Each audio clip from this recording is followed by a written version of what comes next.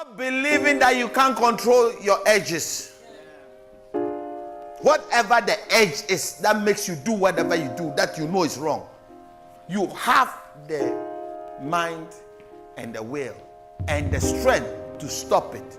Only if you say that I stop. There is a time when you shouldn't speak anything over your child, because what you are going to say will not bless the child, it will curse the child. What you are going to say may stay with the child for a long time. Sometimes you have to be silent. You have to be able to say, I will not address this matter well. When you are doing something that is not affecting anybody, nobody attacks you. It is only when you start doing something of significance, when you start doing something that is noteworthy, that you come under attack. Can I submit to you that being under attack is a sign that you are doing something that is affecting somebody? Can I submit to you that when you are under attack, it means that the market is good? If you are bitter, anything can make you even more bitter. If you are bitter, anything can make you more desperate. If you are bitter, you will take the wrong decisions. So what would have brought restoration? What would have made you move on? No. You want to sit with your poisonous cup. And every now and then, when things are getting looking like you want to get better, you sip a little. You sip a little. Hallelujah. Every successful person we've seen in the Bible, we've seen in life, once upon a time had to confront discouragement. And when they confronted it, they fought it the way Nehemiah fought it. They fought it the way David fought it. Are you going to fight discouragement? Are you going to accept it?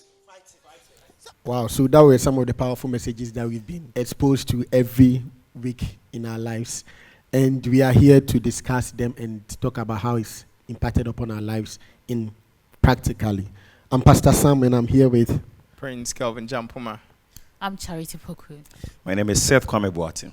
Wow. So before everything, Prince, how did you get to know about the church and how did you join it?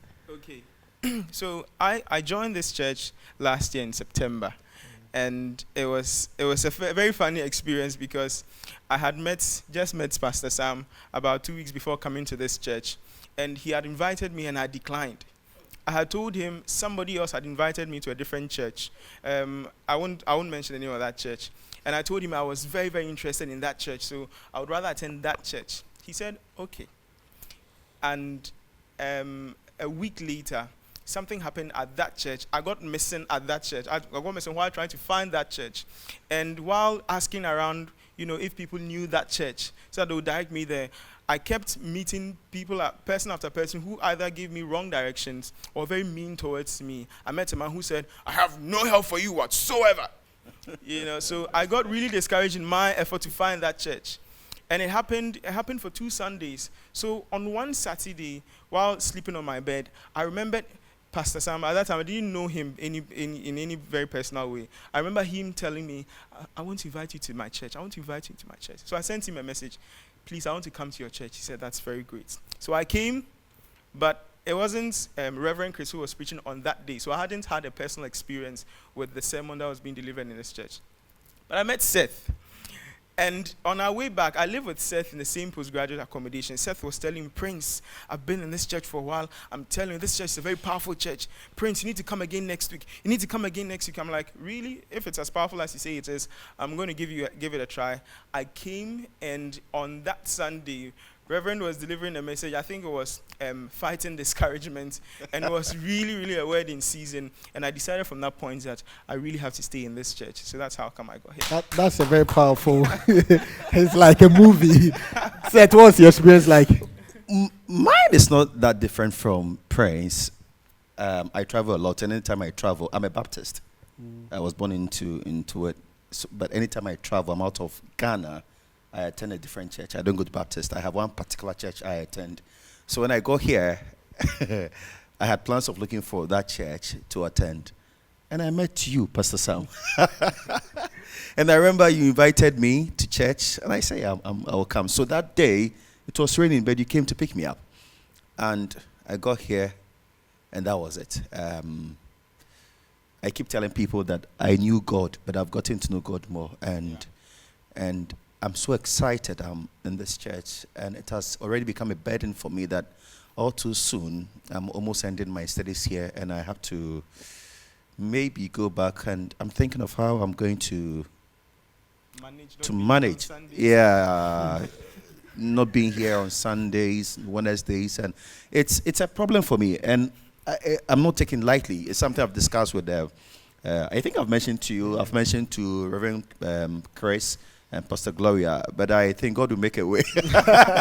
So I'm excited, and the turning point, or the icing on the cake, we've not ended yet, but the icing on the cake was that gospel, the music night that we had here. Oh, Jesus Christ.